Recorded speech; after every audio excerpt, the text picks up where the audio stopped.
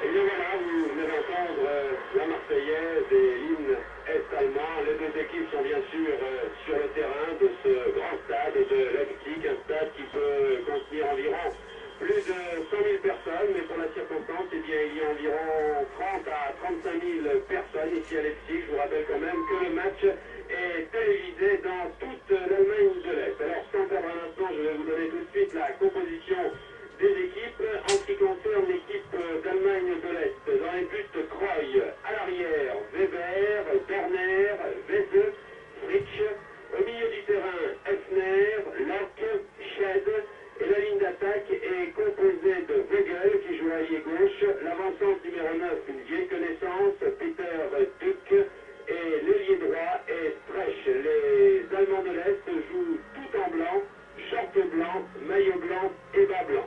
En ce qui concerne la composition de l'équipe de France, eh bien, pas de surprise, vous la connaissez. Dans les buts, Dominique Baratelli, à l'arrière, Jean Dion, Marius Trezer, Jean-Pierre Adams, François Bracci. Le milieu de terrain est composé de Guillaume, Michel, qui est capitaine, et Dominique Patenet.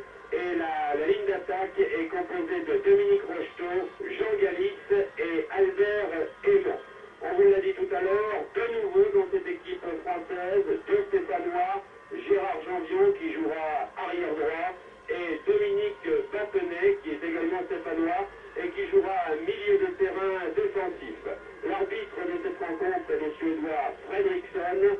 Vous connaissez les données du problème, elles sont maintenant simples. Il faut absolument et impérativement que l'équipe de France obtienne ici à Leipzig contre l'Allemagne de l'Est un minimum match nul pour éventuellement se qualifier pour les quarts de finale, à condition bien sûr qu'elle gagne contre la Belgique le 15 novembre prochain au Parc des Princes. Le coup d'envoi vient d'être donné à l'instant par les Français par l'intermédiaire de Jean Galis. Jean Galis qui se trouve en position d'avancante, qui a donné sur le côté gauche à Aymon. Aymon qui revient sur le centre aussi, qui donne à Dominique Matenet qui joue avec le numéro 6. Matenet a voulu donner un retrait à Bracci. Bracci a décidé de ne pas prendre de risque. Pratiquement du milieu du terrain, il a donné directement en retrait pour le gardien du français Baratelli. Baratelli, lui, n'a pas perdu de temps, il a donné directement à Dominique Rocheteau. Rocheteau donne à Gérard Janvion.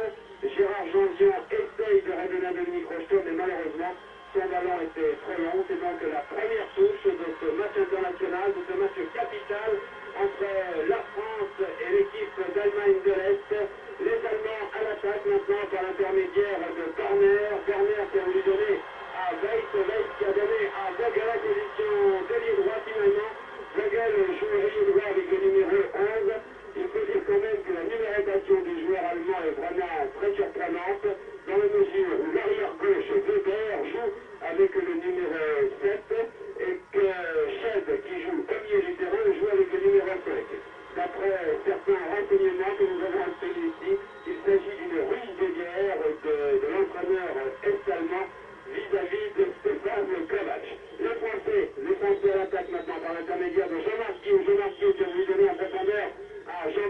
Adams très offensif. Alors vous voyez que les Français n'ont pas du tout l'intention de jouer la défense et de jouer, ils ont l'intention de jouer l'attaque, parce que sur cette action, eh bien, Adams était en position de milieu du terrain. Les Allemands à l'attaque maintenant par l'intermédiaire de Vogel. Vogel à la lutte avec Gérard Janvier.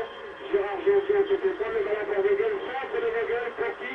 Eh bien, pour un Français, en l'occurrence Dominique Bassé, qui a dégagé un petit peu en catastrophe. Maïs Trésor reprend une nouvelle fois le centre de Vogel. Dégagement de Maïs Trésor en principe pour rejeter. Mais le dégagement de Trésor n'était pas très précis. Les Français à l'attaque maintenant, les Allemands à l'attaque, mais hors-jeu signalé par l'un des juges du touche. C'était Vogel d'ailleurs qui se trouvait en position de hors-jeu. Trésor a joué rapidement ce hors-jeu puisqu'il a donné le ballon en retrait à son camarade Dominique Baratelli. Le dégagement de Baratelli directement pour la tête de Lac qui joue lui aussi avec le numéro 6 et qui joue au milieu du terrain. Les Allemands de l'Est essayent de construire, essayent de faire quelque chose car eux aussi ils ont envie de se qualifier pour les quarts de finale de cette fameuse Coupe d'Europe des Nations. Donc il faut absolument que les Allemands de l'Est gagnent pour éventuellement se qualifier. Les Allemands de l'Est doivent gagner, mais d'un autre côté, il faut que les Belges perdent absolument contre l'équipe de France pour que les Allemands de l'Est soient qualifiés pour les quarts de finale de la Coupe d'Europe des Nations. Là, vous voyez, ce n'est pas terminé aussi bien pour l'équipe de France que pour cette équipe est-allemande. Les Allemands de l'Est toujours à l'attaque, par l'intermédiaire de Vogel. Vogel qui est très actif, le centre de Vogel, mais non. Au dernier moment, Jean-Pierre Adams, comme un kamikaze, s'est jeté dans les pieds de l'ailier gauche est-allemand. Et finalement, c'est le premier corner de la partie. Un corner qui va être tiré toujours par Vogel. Vogel qui va tirer ce corner. Voilà, le corner est tiré. Il n'est pas très bien tiré puisque les Français dégagent un petit peu en catastrophe. Donc Vogel récupère quand même le ballon. Rentre dans la surface, ça va de réparation. Centre pour personne. Oh là là, les Français ont eu chaud là parce que le centre de Vogel était très bien dirigé, mais malheureusement pour lui, il n'y avait aucun de ses coéquipiers, en l'occurrence Duc, qui paraît-il lui aussi très bon de la tête. Les Français se dégagent par l'intermédiaire d'Alverement, mais maintenant le contrôle de ballon, Vogel à la limite de 18 mètres, oh là là, il y a eu le mauvais contrôle dément à une vingtaine de mètres des 18 mètres, et là les Allemands de l'Est ont vraiment été très dangereux, mais heureusement que François Bachy est arrivé un peu en catastrophe et il a pu dégager son camp. C'est une touche toujours par ce ailier gauche est-allemand. Vogel, c'est vraiment partout. Centre de Vogel pour la tête de Duque, mais les Allemands, les Français se dégagent maintenant. Se dégagent mal d'ailleurs, puisque ce sont les Allemands de l'Est qui récupèrent le ballon par l'intermédiaire d'Effner. Effner en position d'ailier gauche, redonne en retrait à Weber. Weber, longue transversale de Weber pour qui? Eh bien, directement pour Dominique Baratelli. Baratelli qui incontestablement actuellement est le meilleur gardien français. Il suffit simplement de se souvenir de ce match absolument exceptionnel qu'il a fait contre l'AS Saint-Etienne avec son club le GC Nice. Baratelli qui est vraiment actuellement dans une forme éblouissante. Par l'intermédiaire d'Albert Raymond, les Français ont attaqué, mais en l'occurrence Fitch, l'arrière droit de la Fitch, l'arrière droit seulement, était plus rapide que lui et il a pu donner à Croy, le gardien allemand, son premier ballon de la partie. Les Allemands d'Est sont toujours à l'attaque maintenant, par l'intermédiaire de Lac au milieu du terrain. Lac donne en retrait à Chadet.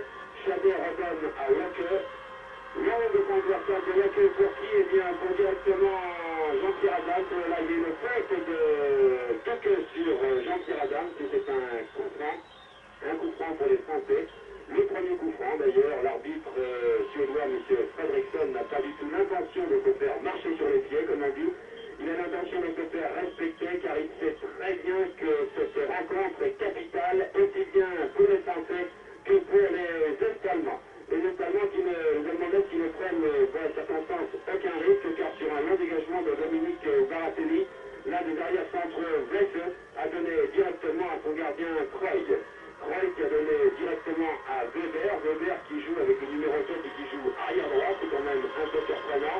Weber qui a donné à Chadet. Chadet qui donne maintenant le numéro 10, Streich qui donne maintenant à Peter Duque. Peter Duque qui est sans conteste possible un des meilleurs joueurs est-allemands. Oh là là, une baie entre Duque et Effner. Duque se retrouve tout seul devant Dominique Baratelli. Et premier tir arrêté par Dominique Baratelli. Baratelli qui avait plus ou moins relâché ce ballon.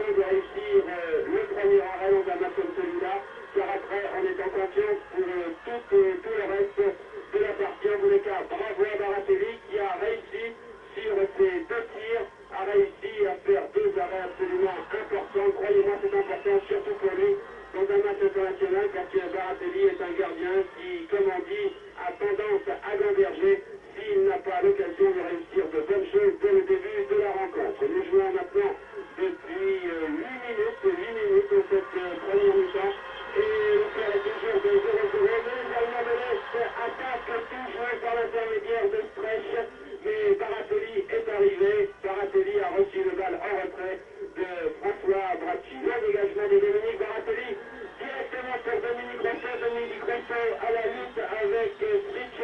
Dominique Rocheteau toujours le contrôle de ballon. Bravo Rocheteau. Rocheteau à la limite des 18 mètres. Rocheteau veut centrer, mais son tir est contré par Fritsch qui a été revenu. C'est donc une touche pour les Français. Nous sommes à une vingtaine de mètres de but est-allemand. Les Allemands de l'Est se dégagent un petit peu là, qui sont en catastrophe, mais c'est un coup franc pour les Allemands de l'Est. Un coup franc la suite d'une faute de Rocheteau justement sur Fritsch. Donc un coup franc qui est rapidement joué par Weiss qui donne un retrait à son gardien Weiss, à son gardien Kroy. Kroy redonne directement à Weiss, qui est d'ailleurs le capitaine de cette formation est-allemande.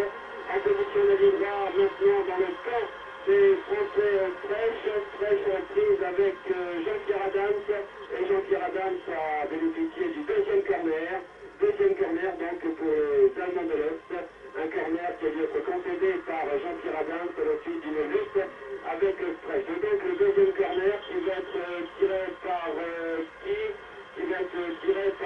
Fogel. Deuxième corner donc de cette rencontre sur le but de ces 8 premières minutes, et bien on a vraiment l'impression que les Allemands de l'Est sont décidés à s'imposer depuis le début de cette rencontre. Fogel qui vient de bénéficier de ce corner, Fogel à la limite de 18 mètres, Fogel centre pour qui? Eh bien pour personne, puisque les Allemands de l'Est ont voulu se dégager un petit peu en catastrophe. Ils ont donné directement en retrait par l'intermédiaire de Weiss qui ne prend pas de risque et qui donne lui aussi à son gardien de but Kroy.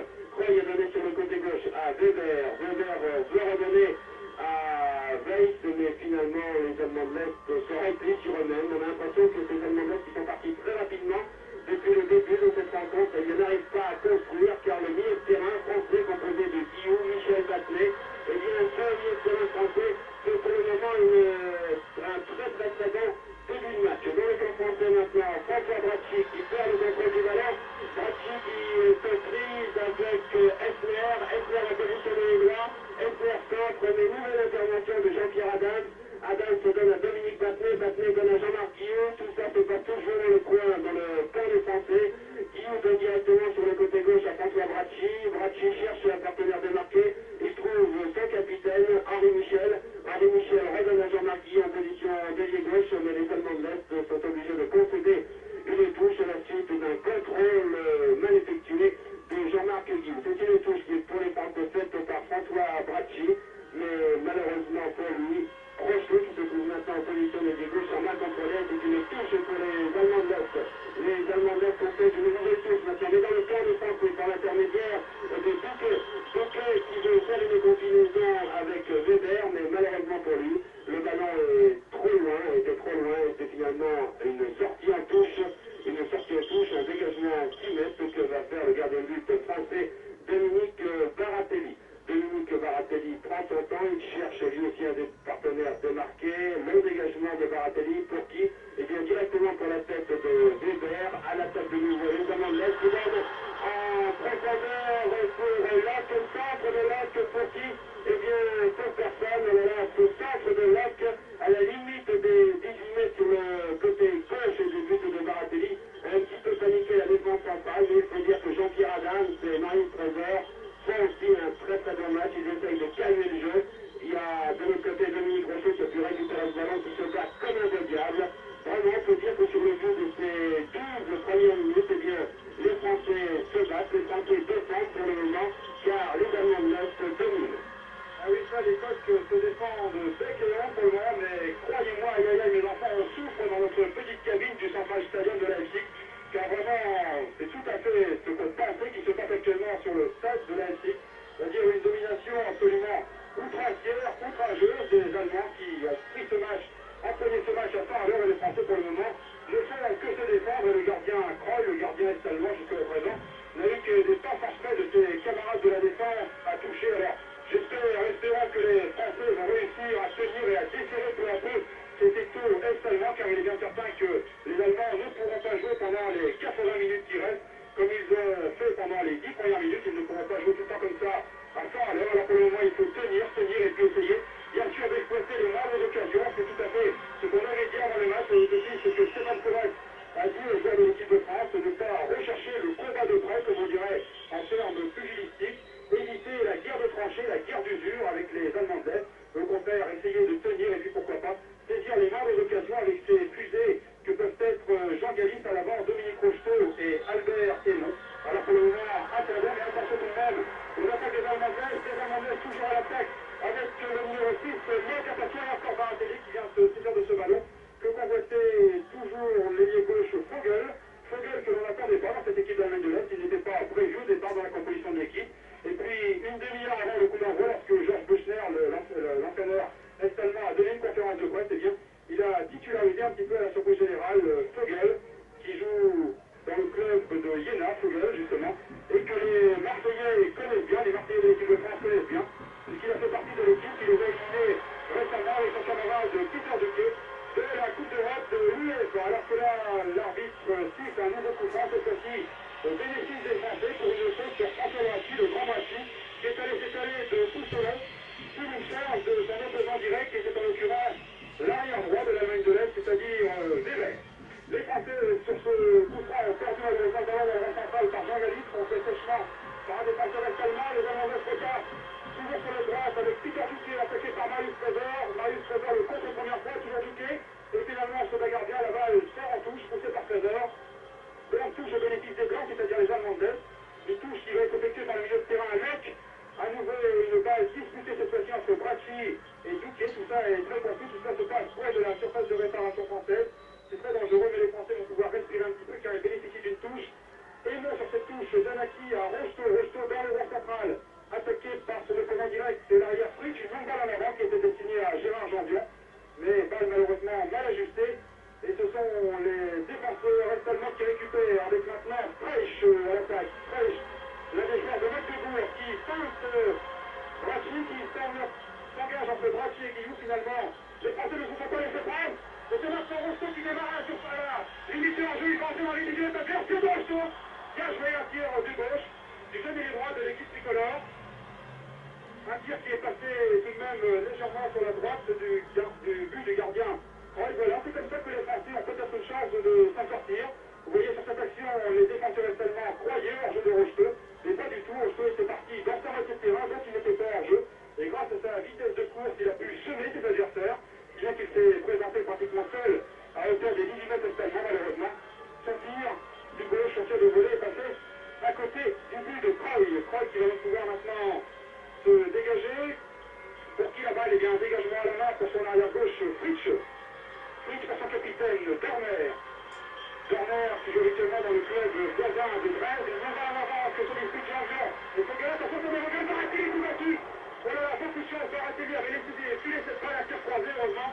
La balle est passée devant le but, elle sort finalement en sortie de but sur ce tir surprise, ce tir canon de Vogel. L'ailier gauche est-allemand, encore lui, vous voyez, il revient souvent dans les communiqués. Cet ailier gauche que l'on n'attendait pas, alors attention. C'était l'appel de la dernière heure. Attention, ce sera peut-être le bourreau d'équipe de France. Et Janvion ferait bien de se méfier donc de ce Vogel qui a encore mis Baratelli dans une condition difficile. Le grand parti va passer à côté. Les Allemands toujours à l'attaque avec le numéro 8, SR, un centre de SR pour la tête de Trésor qui dégage en touche. Alors que vous attendez peut-être à travers le micro de Sport et Musique, toujours ces satanées trompettes dans le stade, ce qui donne un son assez lugubre et qui en tout cas encourage les Allemands toujours à l'attaque, un centre de Duquet, attention à la tête. L'Allemand, oh là là, il se prend la tête à deux mains, car là il était très bien placé, c'était toujours Vogel me semble-t-il. Il était bien placé idéalement sur la ligne des 6 mètres français, mais il a raté sa tête, qui est passé au-dessus du but de Baratelli sur cette action. Eh bien, il y avait un hors-jeu d'un autre attaquant de l'Allemagne de l'Est, qui vient que les Français vont pouvoir se dégager. Qui va tirer ce coup franc? Baratelli ou Brachy? C'est finalement le gardien de l'équipe de France qui dégage. Pour qui? Pour son capitaine Michel, non? Balle pro, et finalement une balle récupérée par les Blancs, les Allemands de l'Est, avec toujours Freisch. Et coup franc pour une faute sur Freisch. Malheureusement, les Allemands de l'Est n'exploitent pas ce coup franc. Ils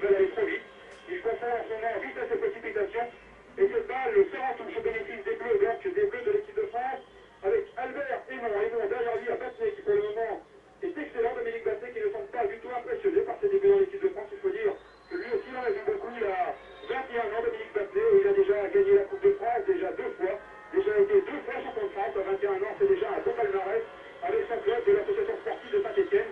Il a été demi-finaliste de la Coupe d'Europe. Alors croyez-moi, à 21 ans, c'est déjà presque un risque, en tout cas un bon début de match, il faut le souligner, de Dominique Bateau qui confirme donc des espoirs que l'on avait placés en lui. Les Allemands à l'attaque, il ne reste pas. Jean-Pierre Adams maintenant. Jean-Pierre Adams aux prises avec Fraîche sur le ballon, mais M. Félixon a sifflé. Qui a dit, monsieur l'arbitre, une main. L'arbitre a dit qu'il y avait une main d'un joueur est-allemand, donc c'est un coup franc au bénéfice des Français, une balle à Marius Prévert qui s'engage dans le rang central, qui passe à l'immédiat, qui donne un Rocheteau. Non, Rocheteau laisse filer cette balle pour Jean-Jean en position du droit. Jean-Jean qui revient sur lui-même, sur le centre du terrain, qui veut alerter Rocheteau. Mais il avait là un pied allemand, en l'occurrence celui de Chadeux, qui porte le numéro 5, Hartmut Chadeux, lui aussi un joueur de Dynamo de Brest, qui a 20 ans, qui fait aujourd'hui sa première sélection contre l'équipe de France, sa première sélection dans l'équipe nationale est-allemande. Les Français étaient toujours à l'attaque, mais ils n'ont pas pu exploiter cette occasion, et c'est Kroy qui dégage maintenant. Kroy, Fugel en position du milieu de terrain, et puis Fritsch latéralement pour son capitaine Dorner, attaqué par Galis. Vous avez la raison, Galis, il faut essayer de le faire jouer les défenseurs est-allemands, ne pas les laisser regarder ce qui se passe, et ajuster leur passe comme ils le conviennent. Il y a encore Galis qui se bat comme un variable, hein, et qui est venu contre un défenseur est-allemand. Attention, le Français tourne le ballon, donc c'est Pasnier qui récupère, et le balle, malheureusement, que Pasnier avait mal renvoyé, récupéré par Chadeux finalement. Heureusement, il est allé directement dans les bras de Baratelli, car les avants est-allemands ne s'étaient pas compris. Brachin maintenant pour son camarade de l'OM, et Raymond Brachin de Jean-Marc Guillou. Et balle perdue par Guillou, évidemment, ce n'est pas très facile de construire dans ce contexte. Les joueurs français sont obligés de compter un petit peu sur eux-mêmes à chaque fois. C'est une opération commando qui se déclenche à chaque fois, alors que les Allemands ont un jeu beaucoup plus collectif, un jeu beaucoup plus groupé, alors que là c'est encore un centre de l'arrière-gauche de Fritsch, mais directement dans les bras de Dominique Baratelli, donc absolument sans danger. Baratelli pour son capitaine Henri Michel en position d'arrière droit. Michel qui redonne derrière lui à Baratelli, alors que l'on atteint maintenant la 19e minute de jeu et que le tableau d'affichage indique toujours le score de 0-0 entre l'Allemagne de l'Est et la France. Donc pour le moment, tout se passe bien. L'équipe de France tient toujours ce résultat nul. C'était Guy Jouet qui voulait alerter Rocheteau, mais Rocheteau se souvient en position de hors-jeu tout près de la surface de réparation est-allemande. Nous coup franc au bénéfice des Allemands, tiré par le capitaine Dorner pour son arrière droit, Weber pour Streich maintenant, Streich qui va passer la ligne médiane balle au pied, voilà qui était pour qui, pour Bouquet, Streich à nouveau, Streich attaqué par Guillou délatéralement à l'un de ses partenaires, attaqué par Henri Michel. Il s'agit de Lec qui garde le contrôle du ballon, qui sort pour qui, directement sur la tête de Marius Prévert qui dégage pour Dominique Rocheteau. Vous voyez, la balle va tout de même très vite maintenant d'un camp à l'autre, alors après 10 minutes tout de même d'une très nette domination est-allemande.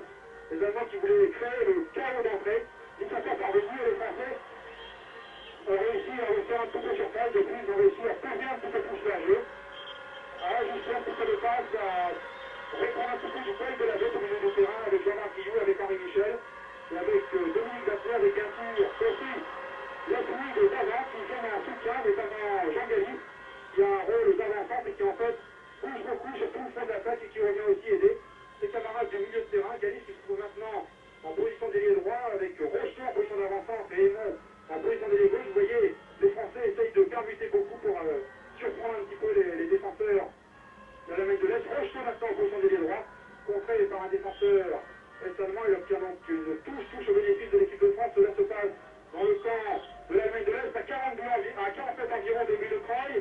Galis maintenant en position d'ailier droit, puis Jean-Jean bousculé, garde le ballon, le perd, coup franc. Ah, un coup franc bien placé pour le Français, là pour une charge irrégulière sur Gérard Jean-Jean. Un coup franc qui se situe tout juste à hauteur des 18 mètres adverses, à hauteur de la surface de réparation. Qui va tirer? C'est Henri Michel. 3 Allemands font le mur. Beaucoup de maillots bleus, 5 maillots bleus dans la surface de réparation adverse. Attention, c'est une belle occasion. Henri Michel, qui est pour qui? Ah, on en a fait plus alors que Kroy était sorti, mais il y avait une petite faute, semble-t-il. Oui, voilà. L'arbitre fait signe qu'il y avait eu une petite poussette dans le dos. C'est interdit dans le vélo, les poussettes, c'est interdit aussi au football.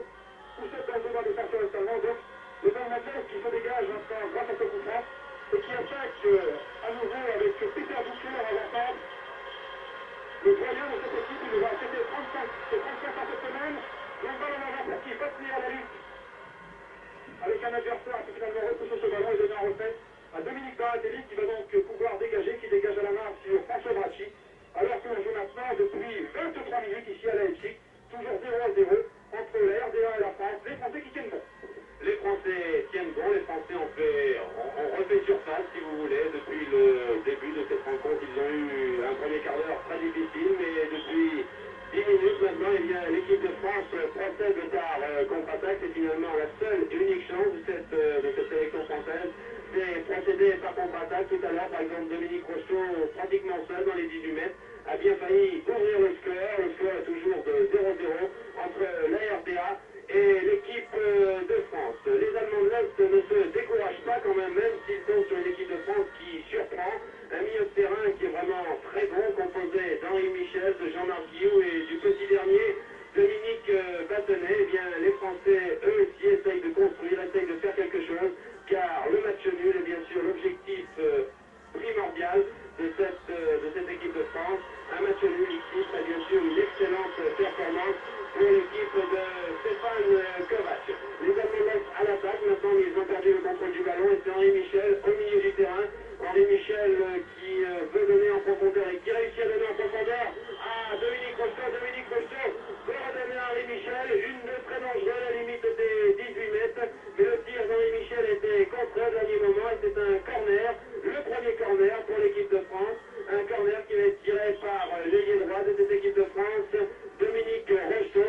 Premier corner, un corner important. Non, c'est pas Rocheteau qui va tirer ce corner, mais c'est finalement l'ailier gauche, c'est finalement Albert Aymon.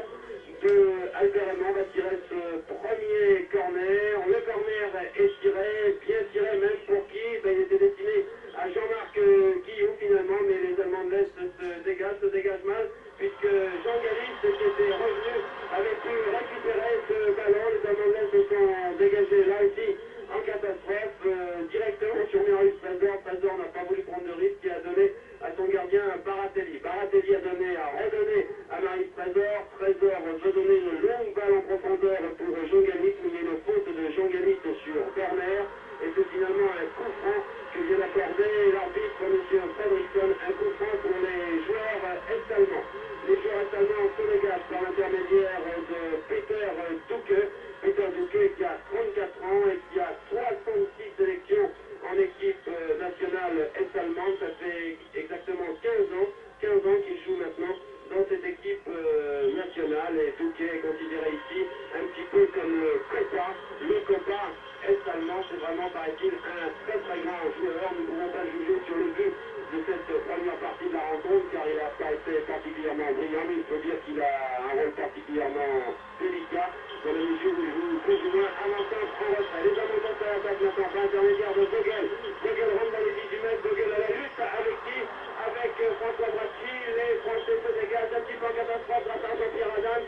Oh là là, les Français ont eu vraiment très très chaud à la suite de ce centre de Vogel, car tout le monde avait manqué ce centre, et heureusement Jean-Pierre Adams est arrivé, il a dégagé un petit peu en catastrophe. Les Français ont tendance un peu à paniquer en défense sur des actions très dangereuses, mais l'essentiel finalement c'est que les Français n'encaissent pas de but. À l'attaque maintenant, François Bracci, lui aussi très offensif. Bracci à la limite des 18 mètres a tiré, mais son tir est passé largement au-dessus des buts défendus par le gardien est-allemand Croy. Long dégagement de Croy, directement pour l'un de ses arrières, Weber donne en profondeur à Vogel, mais là, Vogel était hors-jeu. L'arbitre, le juge de touche l'a bien vu, hors-jeu, alors que ce Vogel était bien sûr très bien placé. Les Français se dégagent grâce à ce coup franc à la suite de ce hors-jeu de Vogel par Jean-Pierre Adams. Adams donne au milieu de terrain à son capitaine Henri Michel. Henri Michel veut donner directement sur le côté droit à Marius Trésor, mais finalement c'est une touche, car la passe de Henri Michel était beaucoup trop forte. Les joueurs allemands ont essayé de se dégager maintenant par l'intermédiaire de Peter Lack, mais ils ont perdu là aussi le ballon c'est Gérard Janvion qui l'a récupéré. Centre de Gérard Janvion maintenant pour qui? Pour Dominique Rocheteau, tir de Dominique Rocheteau qui passe largement au-dessus. Un tir extrêmement dangereux. Dominique Rocheteau se trouvait pratiquement à la limite des 18 mètres. Il a tiré du pied gauche, mais son tir est passé là aussi très largement au-dessus des buts défendus par Croy. Vous le voyez.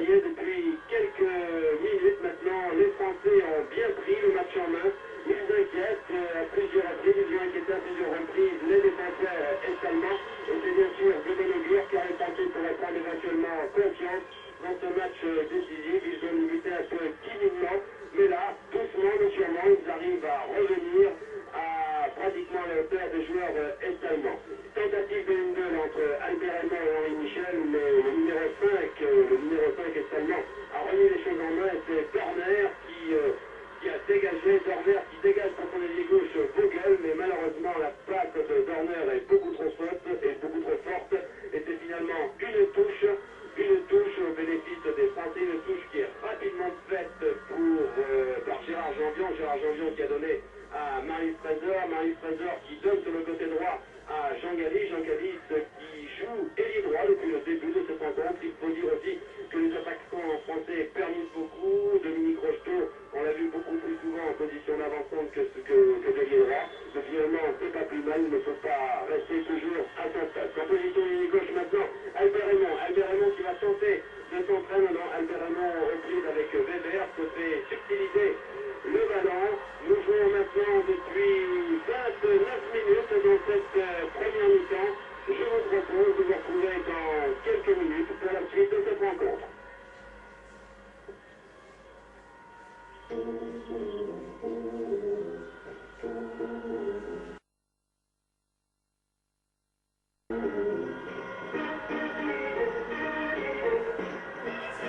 Bien sûr, si vous écoutez bien les développements, c'est tout simplement parce qu'il y avait une qualification de France Inter en 1952 et de France Inter tout le monde doit être au courant de ce qui se passe aujourd'hui à Leipzig.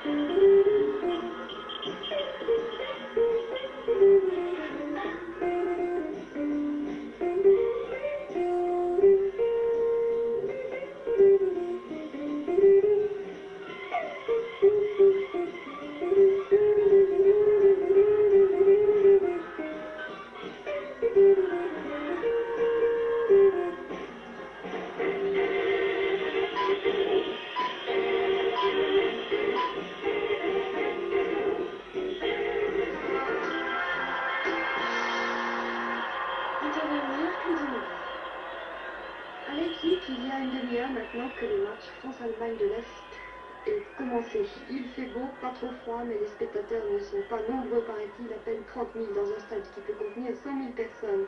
Où en étant sur la pelouse, nous rejoignons tout de suite nos envoyés spéciaux Jacques Vendroux et Fabrice Valaison. 30 minutes de jeu dans cette rencontre très importante pour l'avenir du football français entre l'équipe de France et l'équipe de RDA, et le score est toujours de 0-0. Nous assistons ici à Leipzig à un match très équilibré entre deux équipes qui dominent à tour de rôle.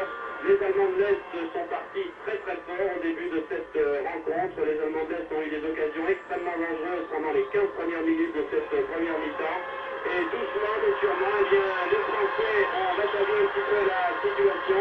Les Français ont su se créer des actions très dangereuses grâce à Dominique Rocheteau et Albert Elmont. Autrement dit, le match est très intéressant, le match est équilibré, 0-0 entre la RDA et l'équipe de France. Nous jouons maintenant depuis 31 minutes dans cette première mi-temps. Nous retrouvons bien sûr à 16h. 22% des électeurs s'étaient rendus aux urnes dans la deuxième circonscription de la Vienne à mi-parcours de cette journée d'élection législative. Ce pourcentage est à peu près identique à celui de la précédente consultation, ce qui signifie tout de même que les habitants de Châtellerault et de Loudun ne se montrent pas très empressés. Ils sont en effet 10% de plus à être inscrits sur les listes électorales cette année. Robert Fabre est satisfait, il l'a dit aujourd'hui à nos confrères d'Europe numéro 1. Depuis qu'il a rendu visite au chef de l'État, le parti qu'il préside, celui de la gauche, a enregistré de très nombreuses adhésions. Le président Robert Fabre explique cet engouement par le fait que le mouvement des radicaux de gauche apparaît désormais à l'opinion publique comme étant la gauche raisonnable, fidèle à ses engagements, stricte dans son orientation, mais aussi ouverte au dialogue. La terre a tremblé en Grèce, la secousse tellurique ressentie ce matin à Athènes surtout a duré 5 secondes. On ne signale pas de victimes, mais des fissures ont été ouvertes dans les murs des vieilles maisons. Tremblement de terre également à Formose, mais là aucun dégât n'a été signalé. Aux États-Unis, on constate des affaissements de terrain, certains passé de 8 mètres.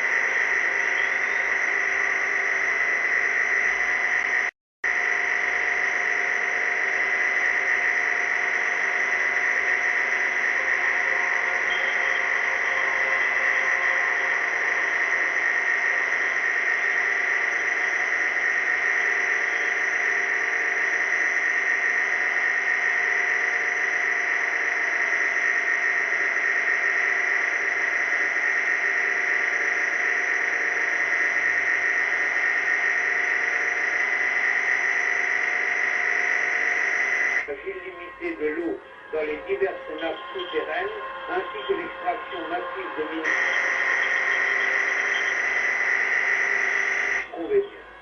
Autre raison des mouvements verticaux du sol, c'est la recherche de l'équilibre de l'écorce terrestre, ce qu'on appelle l'isostasie. C'est ainsi que la Scandinavie, progressivement libérée de ses glaciers, se hausse d'environ 30 cm par siècle, alors que par effet de balance, la Hollande et l'Allemagne du Nord s'enfoncent sensiblement d'une valeur égale. À terme donc, la Hollande serait condamnée à disparaître partiellement sous les flots de la mer du Nord. La Côte d'amour du cinéma français destinée à récompenser une jeune comédienne pour son talent vient d'être décernée à Jeanne Goupil. On l'avait peut-être vu jouer dans Charlie, c'est de Nénette, et plus récemment dans Les Galettes de Pont-Aven. Ce sont sa sensibilité et son charme qui, paraît-il, ont particulièrement séduit les jeunes. Et à Leipzig pour le dernier quart d'heure de la première mi-temps, gardé à France de football. Il reste exactement 10 minutes à jouer dans cette première mi-temps. Deuxième corner pour l'équipe de France, un corner qui est tiré par Dominique Rocheteau, pour qui, pour la tête de Jean Galliste. Jean Galliste a voulu donner un retrait à son capitaine Henri Michel, et finalement les Français conservent quand même le contrôle du ballon par l'intermédiaire de Gérard Janvion. Janvion a donné en position de ligne droit à Dominique Rocheteau. Dominique Rocheteau déborde. Et voilà, Dominique Rocheteau a poussé son ballon beaucoup trop loin.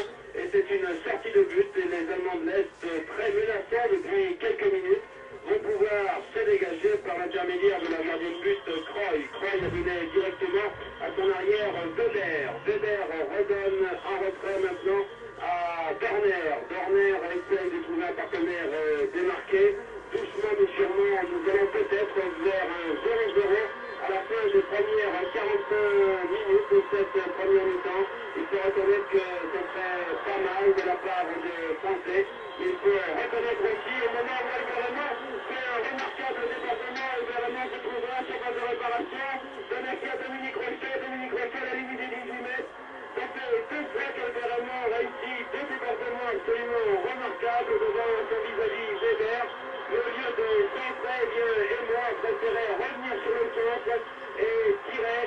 Et à chaque fois, il aurait mieux fait, à mon avis, de trouver un partenaire démarqué. Mais enfin, ce n'est pas grave dans la mesure où tous les Français essayent de se battre, les Français essayent de faire quelque chose. Je vous disais tout à l'heure que nous allons doucement vers sûrement peut-être vers un match nul à la fin des premières 45 minutes. Ça serait logique si vous voulez, car les Français n'arrêtent pas de se défendre depuis le début de cette rencontre. Et de l'autre côté, les Allemands de l'Est ont beaucoup d'occasions de but, mais ils n'arrivent pas à en profiter car ils tombent, il faut quand même le reconnaître, sur une super défense composée de Janvion, Trésor, Adams et Bracci. C'est un coup franc pour les joueurs est-allemands, un coup franc qui risque d'être très dangereux, à une vingtaine de mètres hors bord, c'est le but de Barapoli. Le coup franc est tiré par qui? Par Richard, là il n'est pas tiré puisque le mur français a renvoyé ses ballons. Dans ce mur français, il se trouvait par exemple Jean Galli, qui joue habituellement à l'encentre. Alors vous voyez que les Français ont quand même tendance à jouer d'une manière plutôt défensive pour arriver éventuellement vers un match nul à la fin de la première mi-temps. Le ballon est pour la passe maintenant par l'intermédiaire d'Esner qui donne à Schad. Schad qui veut donner sur le côté droit à Vogel. Vogel c'est vraiment partout. Il est pied droit, il est pied gauche, il est avancé, on le retrouve quelquefois au milieu du terrain. Mais la Vogel n'a pas eu la réussite qu'il a depuis le début de la rencontre puisqu'il a été contré par François Bracci. Bracci a donné directement dans les pieds de Marie Fraser. Longue montée de Marie Fraser. Fraser donne, veut donner sur le côté droit à Dominique Rocheteau, mais Fraser contrôle mal ce ballon. Et ce sont les joueurs allemands qui récupèrent ce ballon au milieu du terrain par Schad. Schad qui le donne à Esner qui le donne à Leck. Leck qui le donne à Weber. Weber manqué et qui donne finalement un Bagel en position de gauche, lutte entre Bagel et Gérard Janvier. Et finalement, Bagel a poussé très loin son ballon. C'était une sortie de but pour les Français. Une sortie de but que va faire vraisemblablement Dominique Baratelli. Baratelli, lui, qui essaye de gagner du temps. Il traîne un petit peu dans ses 18 mètres. Voilà, c'est un dégagement de Dominique Baratelli. Baratelli prend son temps. Le dégagement de Dominique Baratelli, pour qui est bien emprunté par Dominique Rocheteau. Dominique Rocheteau a pu donner à Jean Gali. Jean Gali a voulu redonner à Dominique Rocheteau. Et c'est une faute de défenseur allemand sur Rocheteau. Jean-Marc Guillaume, maintenant à la surface, à la limite de la surface de réparation. Jean-Marc Guillaume vous donne à Henri Michel. Henri Michel rentre dans les 18 mètres, centre d'Henri Michel. Et belle parade du gardien Croix. Henri Michel était rentré dans les 18 mètres sur le côté droit. Il a voulu s'entrer en retrait. Et Croix s'est bien couché sur le ballon. Un ballon qui était menaçant pour lui, puisqu'il y avait devant lui, il y avait l'avant-centre Jean Galis, et il y avait également Albert Raymond. Le dégagement de Croix pour Peter Duque, toujours lui à la limite de 18 mètres. Duque donne en retrait à son capitaine Veito. Veito veut aussi rentrer dans les 18 mètres, mais les Français se dégagent. Bien joué de la part de l'équipe de France. Bien joué de la part de l'équipe de France qui se dégage très bien grâce à l'intermédiaire de Dominique Rocheteau, revenu au milieu du terrain, chercher ce ballon. Rocheteau se trouve en position de pied droit. À sa droite, qui est bien Gérard Janvier, tire de Dominique Rocheteau. Un tir qui est contré au dernier moment par un défenseur allemand, mais qui n'empêche pas le gardien Croix de s'emparer de ce ballon. Croix n'a pas perdu de temps, lui, qui a donné directement à son milieu de terrain Locke qui redonne maintenant sur le côté gauche à Shed. Shed qui donne en retrait directement à son libéro, le capitaine Weisse. Weisse donne maintenant au numéro 10, Streich. Tout se passe au milieu du terrain. Vous voyez que les Allemands essayent de placer un peu quelque chose. Vogel a pu donner une longue balle sur le côté gauche. Et finalement, c'est un centre de Vogel qui est contré au dernier moment. C'est un nouveau corner. Le 4e corner pour l'équipe est-allemande. Nous jouons maintenant depuis 40 minutes dans cette première mi-temps. Le score est toujours 0-0. Il y a un corner donc pour les Allemands de l'Est. Attention, Guillou à la lutte avec Fritscheux, Monsieur Fredrickson, Cécile qui dit rien. Alors que le public proteste, les Français peuvent donc se dégager alors qu'ils étaient en mauvaise position depuis quelques minutes. Ils se dégagent avec Jean Galis en position d'ailier gauche. Galis qui remet derrière lui à Bracci qui a passé à l'immédiat. C'est vous dire que les Français ne se cantonnent pas dans leur moitié de terrain. Ils n'hésitent pas à attaquer, c'est bon signe finalement. Ça prouve qu'ils sont venus ici pour faire un résultat. Vous savez, il leur faut au minimum un match nul, mais s'ils peuvent gagner, ce sera encore mieux. Et donc les Français jouent vraiment pour gagner et non pas pour ne pas perdre. Et peut-être que comme ça, ils auront des chances effectivement d'arriver à leur fin. En tout cas, ils se sont fait quelques occasions avec des tirs de Rocheteau, des tirs de Mont. Et tout à l'heure, Henri Michel, qui aurait peut-être dû tirer avant, il a préféré s'engager sur la droite pour tenter un centre-tir qui finalement n'a rien donné. Et pourtant, sur la passe de Guillaume, Michel était bien placé. Il aurait dû prendre des risques. Il faut tenter, il faut risquer, que voulez-vous. On n'a rien à perdre aujourd'hui à la Leipzig. Il faut risquer le tout pour le tout. Alors que là, pendant que le jeu se déroulait de l'autre côté, il y a eu une explication.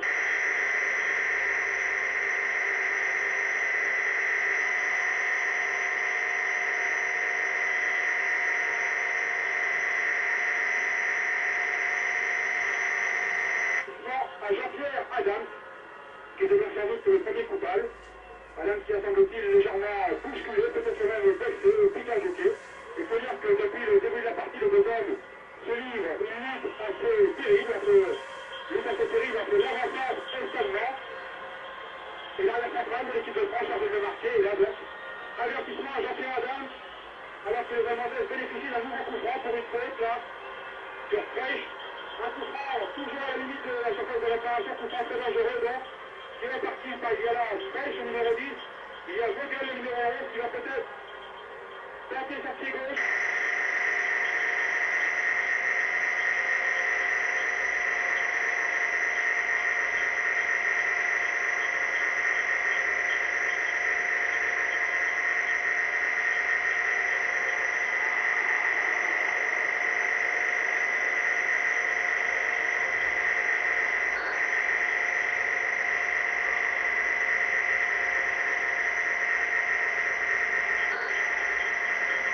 Finalement, la ses confrères, elle est sortie en corner. Situation toujours très dangereuse, qui use la tête, Fogel. Brati dégage son parcours, un tir, et voilà.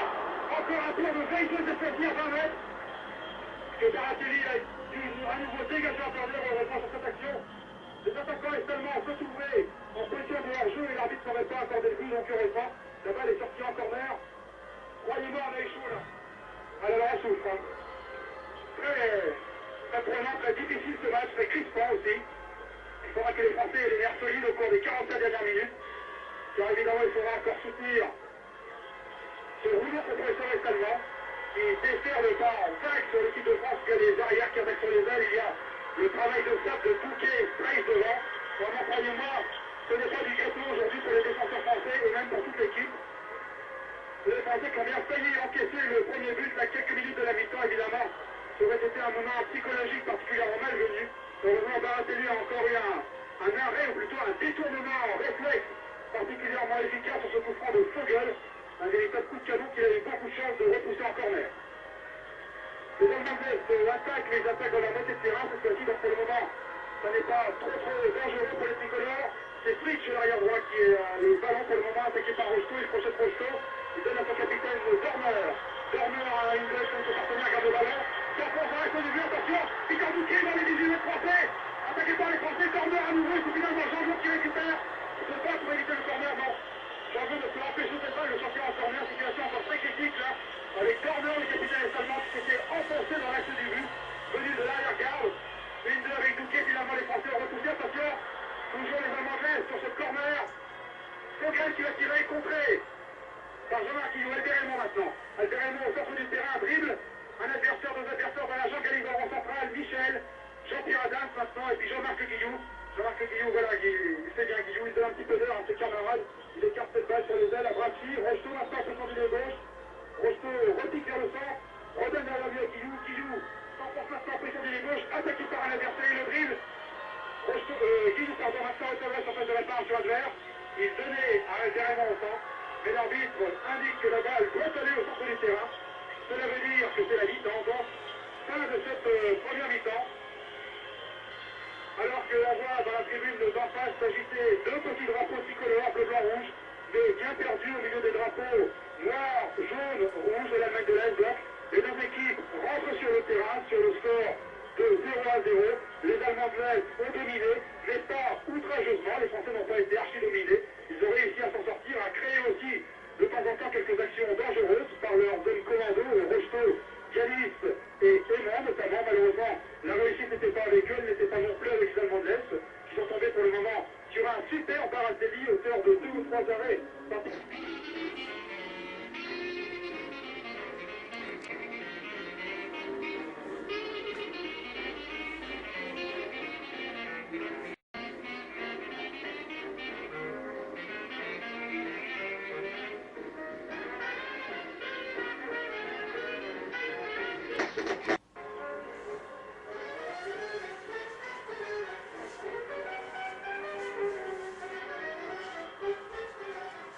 Leipzig, les deux équipes, celle de France et celle de République démocratique d'Allemagne, sont sur le point de rentrer sur le terrain, si d'ailleurs ce n'est déjà fait. Fabrice Balédan, Jacques Vendroux. Vous savez tout, mon cher Jean-Paul. Effectivement, les deux équipes viennent à l'instant de rentrer sur le terrain. Nous sommes en train de regarder avec mon camarade Fabrice Balédan s'il n'y a pas de changement dans les deux formations, car vous savez que le règlement de la Coupe d'Europe des Nations donne le droit de faire rentrer 2 joueurs du champ et un nouveau gardien de but, si bien sûr les deux entraîneurs l'exigent. Visiblement, il n'y a pas de changement dans l'équipe.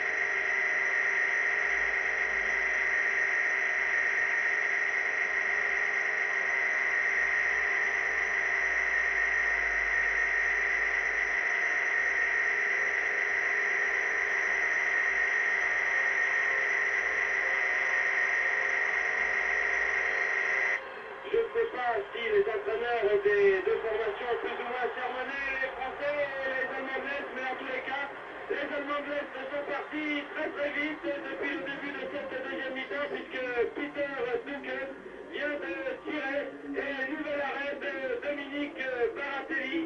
Baratelli qui est à créditer depuis le début de cette rencontre d'un match absolument remarquable.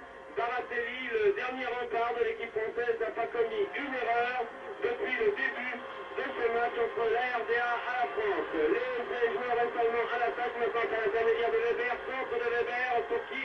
Eh bien, pour Fritzsche qui joue arrière gauche et qui se trouve là en position d'ailier gauche. C'est la première touche pour les joueurs est-allemands. Une touche qui va être faite par Fritzsche. Fritzsche cherche ses partenaires, va trouver qui? Eh bien, il trouve Peter Dick au point de 6 mètres. Peter Touquet va faire un retourné acrobatique, mais finalement, cela ne donne absolument rien et Baratelli n'est absolument pas inquiété.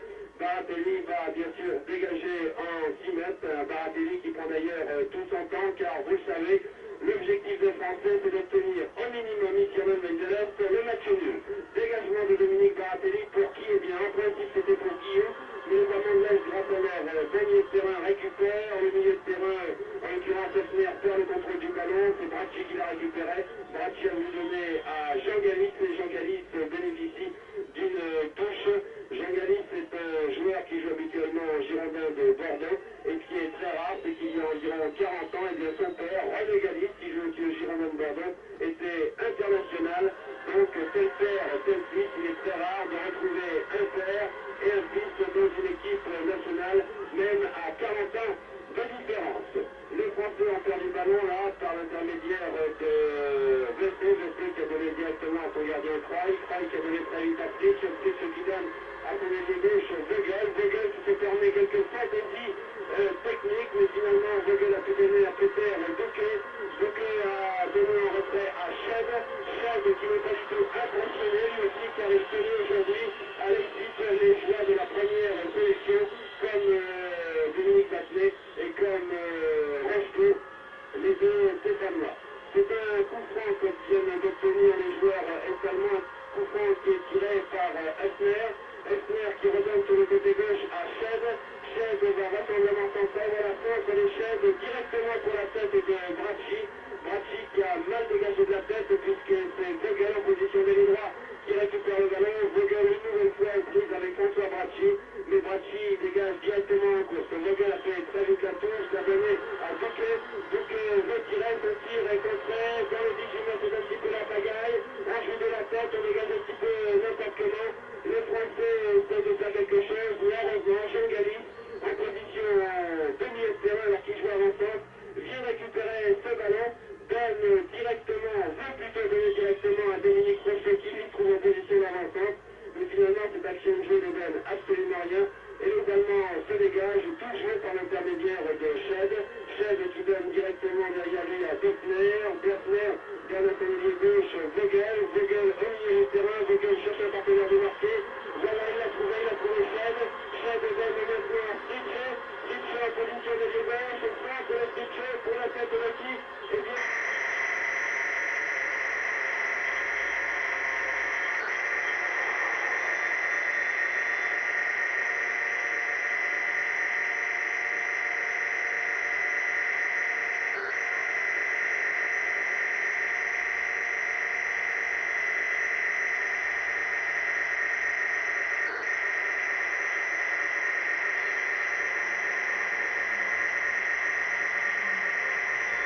à son milieu de terrain, Peter Lac redonne à Sched qui joue à arrière gauche de cette équipe et qui est très défensif, car le plus dévié plutôt en position d'ailier gauche. Mais ce Sched a voulu en faire un peu trop, il a perdu le ballon et c'est finalement Dominique Battenet qui donne directement sur la gauche à Albert Raymond.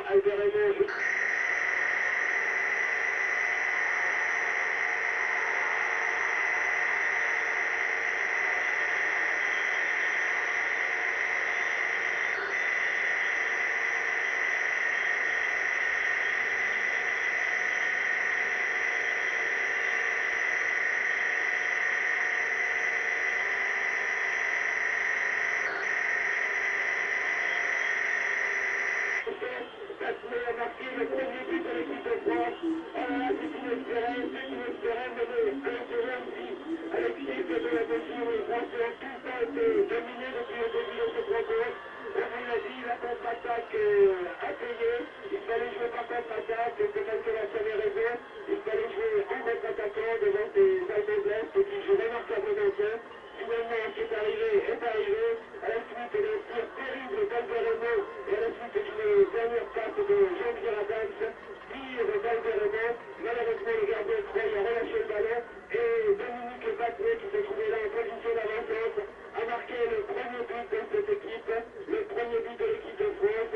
Nous jouons maintenant depuis 5 minutes dans cette deuxième mi-temps, et la France mène 1-0, 1-0, c'est inespéré, dans la mesure où, on vous l'a dit, les Français ont quand même été très dominés depuis le début de ce match. 1-0 maintenant pour l'équipe de France, et bien les données du problème sont quand même différentes, car gagner en Allemagne de l'Est, c'était considéré comme une chose absolument impossible.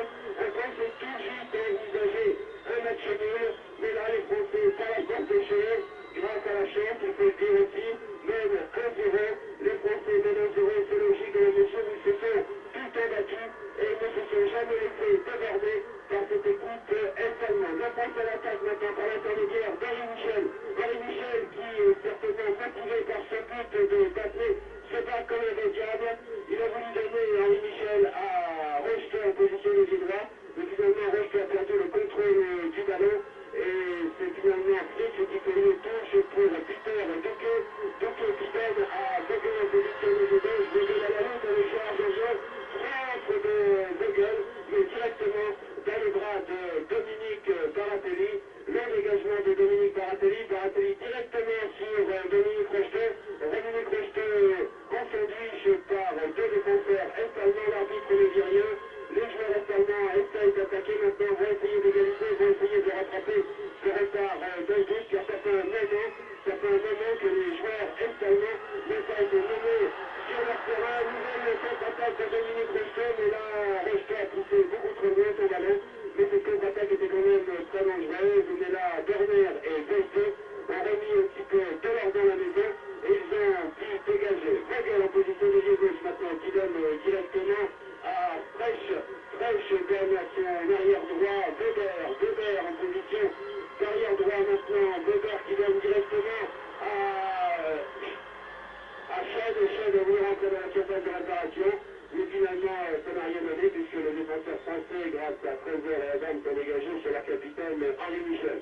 Henri Michel qui donne maintenant à Albert Raymond en position d'avant-centre, Albert Raymond à Dominique Rocheter. Tout ceci se passe dans le camp des joueurs est-allemands, celui qui donne là maintenant Gérard Janvier va tenter. Oui, non, Gérard Janvier peut tenter le 1-2 avec Albert Raymond, mais malheureusement cette faute ne marche pas et les joueurs est-allemands se dégagent, mais Jean-Pierre Adam, sans catastrophe, sur la ligne médiane, dégage directement en touche, donc une nouvelle touche au profit des joueurs est-allemands, ces joueurs est-allemands qui s'attendaient vraisemblablement à être menés 1-0 sur leur terrain au bout de 50 minutes de jeu. Peter Duque est rentré dans la surface de réparation, mais Jean-Pierre Adams encore là, dégage directement en touche. Il y a un duel entre Peter Duque et Jean-Pierre Adams, croyez-moi, il ne se fait absolument pas de cadeau. Maintenant les joueurs est-allemands devant les 18 mètres, alors que l'arbitre signale un hors-jeu. C'était Peter Duque justement qui se trouvait en position de hors-jeu. C'est donc un hors-jeu que vient de donner l'arbitre M. Fredrickson, un hors-jeu qui va permettre aux Français de se dégager par l'intermédiaire de leur gardien de but Dominique Baratelli. Nous jouons maintenant depuis 10 minutes dans cette deuxième mi-temps, c'est-à-dire 65 minutes de jeu entre la France et la RDA. Et pour le moment, les deux équipes ne sont plus à égalité 0-0, mais l'équipe de France mène 1-0 grâce à un but de Dominique Battenet. Une raison pas, car au grand tableau d'affichage électronique du Central Stadium de Leipzig, il y a bien écrit Frankreich, Ein, DDR 0, tout ça est écrit en allemand bien sûr, tout marqué par Dominique Battenet, là de Petit Loup.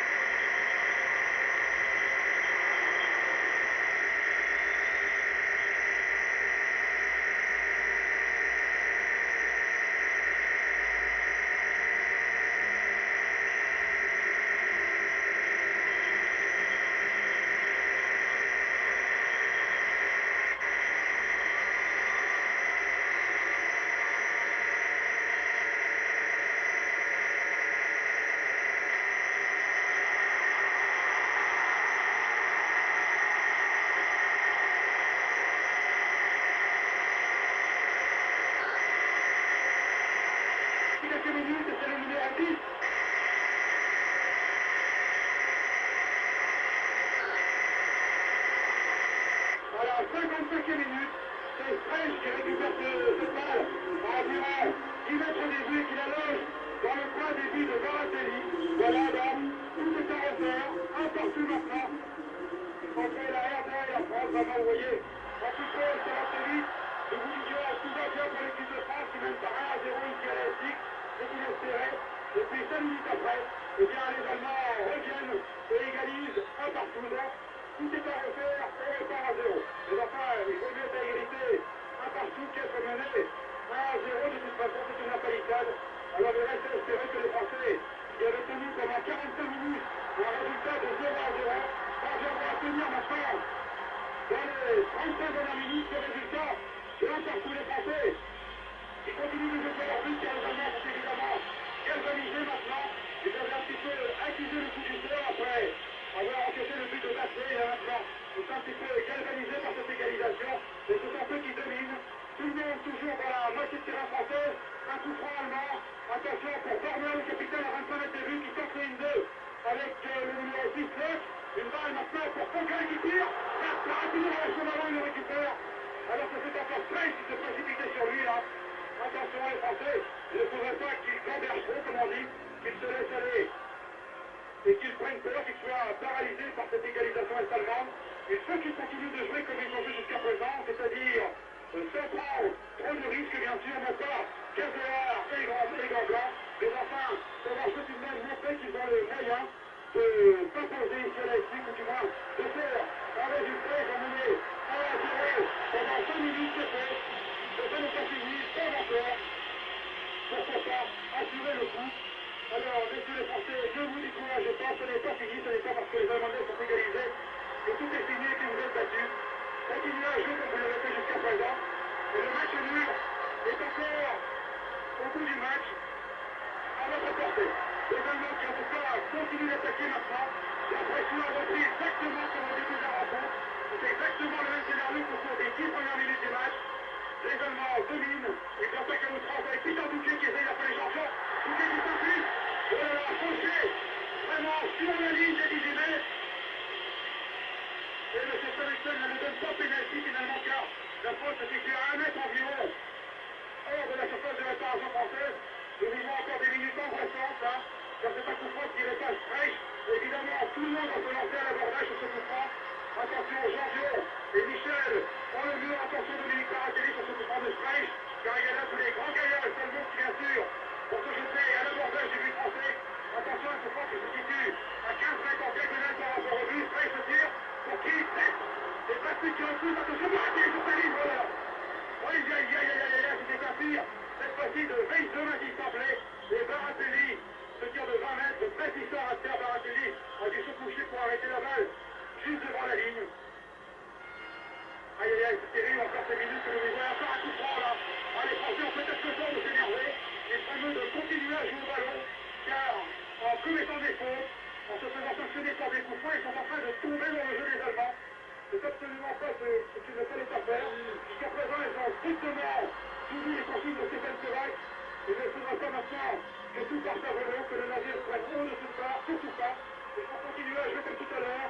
Je pense que laisser dominer le courageusement, essayer de poser le jeu. Dans ce braquage allemand, les Allemands toujours à attaque avec Touquet, une tête. Heureusement, Baratelli peut se saisir sans problème cette fois-ci de ce ballon. Il va pouvoir dégager. Long dégagement au pied de Baratelli pour qui? Pour Rocheteau. Mais Rocheteau ne peut pas se saisir de ce ballon. Et c'est Fritsch, l'arrière gauche, qui l'a récupéré pas trop longtemps, car Jean-Marc Guillot récupère maintenant. Voilà, Jean-Marc Guillot qui écarte le jeté bien sur la droite pour Dominique Rocheteau.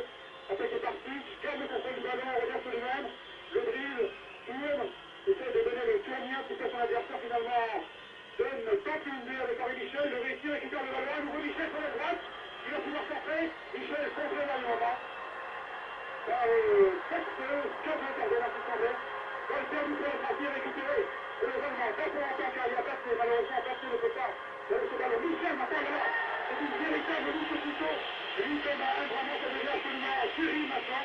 C'est le stade de Leipzig. Une série qui a renseigné un peu part et d'autre. On ne se fait aucune concession, aucun cadeau. Vraiment, il faut s'attendre à vivre une dernière demi-heure de jeu particulièrement crispante, puisqu'on a atteint maintenant la 60e minute. Il y a un 15 maintenant, Vogel, mais Giorgio est là pour le contrer. Les Français se dégagent, ce long dégagement de Giorgio, mais ils perdent la balle. Malheureusement, ils ont le peur pour le moment. Le joueur un peu trop derrière, mais c'est réconcilié sur les buts. Attention tout de même, une bonne attaque qui peut être payante pour les Français. Avec le Jérémy qui en a acheté de la réparation qui tire. Il a raison, Raymond, de porter sa chance. Il était entré dans la surface de réparation allemande et à 15 mètres, il a tiré du droit. Un tir qui est passé largement au-dessus du but de Croix, mais enfin, on n'y en voudra pas à Raymond d'avoir au moins essayé quelque chose. Les Allemands qui peuvent donc se dégager. Croix qui dégage à la main, une longue balle pour l'un de ses partenaires sur la droite. Qui remonte le terrain à l'engagement envers, c'est par Batley. Les Allemands tirent le ballon avec Locke en position d'avantage. Locke toujours attaqué par Vicky, puis par Galis maintenant. Et puis le numéro 4, Veideux. Veideux, Locke, toujours là, attention, Brachy. Oh là là, attention, violemment. Son français. Heureusement qu'il est maladroit, Locke. Heureusement qu'il est maladroit sur ce son français. Le tonnerre central, Veideux.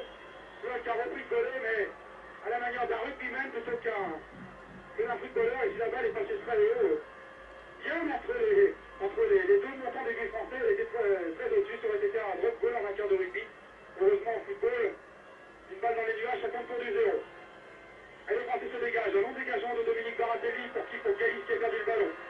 Toujours un ballon dans les pieds allemands, pas pour longtemps, Galis récupère, François Brachy maintenant. Longue balle de Brachy en avant pour qui? Pour Rocheteau qui était en position de hors-jeu, mais M. Frédéric Sadler jouait. Il a raison car ce sont les Allemands qui ont récupéré ce ballon. Michel, reprise avec Chanet, Vogel maintenant. Vogel qui récupère le centre. Attaqué par Michel. Latéralement, un Locke, mais le Locke perd le ballon et c'est Batley qui contre-attaque. Contre-attaque de Batley qui voulait alerter bon, le mauvais espace. Récupéré par Guillou, non pas pour longtemps. Brachy tout de même. Brachy est pris avec Locke, garde le ballon. Et c'est seulement cette fois-ci.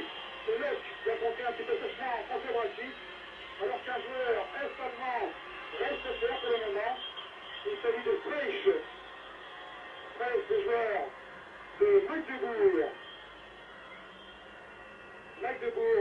Freisch joue à Magdebourg pour le moment. Il est à faire l'auteur du Bouillon Salvin tout à l'heure, le premier se précipite. À la suite d'un contact avec Brachy ou Guillou. Je ne me souviens pas très bien, en tout cas Freisch pour le moment. Monsieur l'arbitre, pour les Fégines qui doit sortir du terrain pour se faire soigner s'il est blessé. Freisch donc est sur la touche. Les Allemands jouent vite, c'est un coup franc pour les Français. Coup franc tiré par Guillou. Balle pour Batley. Les Batley qui sortent le drill. On pas réussi et finalement c'est lui qui fait une faute cette fois-ci. Coup franc pour les Allemands.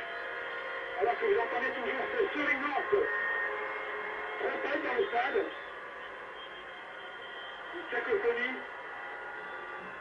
Un petit redoutable, heureusement, que les joueurs français se trouvent très loin, car il y a ici une très grande piste d'athlétisme, une piste d'athlétisme à 8 couloirs, qui sépare les joueurs des spectateurs. Ce n'est pas un stade conçu spécialement pour le football que ce central stadium, si bien que les joueurs n'entendent pas ce qui se passe dans les tribunes et dans les gradins du stade. Ils reviennent pour eux comme ça. Les Allemands au ballon avec le 7. Weber, nous allons en avant. Poursuit pour Peter Duclet. Je laisse Franck on voit parce que Brachy arrive. Un grand enjambé pour contrer l'autre. Oui, il a gagné le match pour Brachy. Le temps d'un très bon match aussi. Toute l'équipe française, je dirais, jusqu'à présent, est à la qualité d'une bonne rencontre. Surtout la défense qui a supporté pratiquement tout le temps du match avec les autres du milieu de terrain. Et aussi les attaquants qui ont su saisir les occasions qui se sont présentées à eux jusqu'à présent. C'est une attaque de Hémon qui a permis à Batley d'ouvrir le score. Balle perdue là par les Français. Tout le monde se situe dans une portion de terrain. Presque tout le monde était à environ 37 débuts français finalement. Les Français se dégagent avec qui Rocheteau.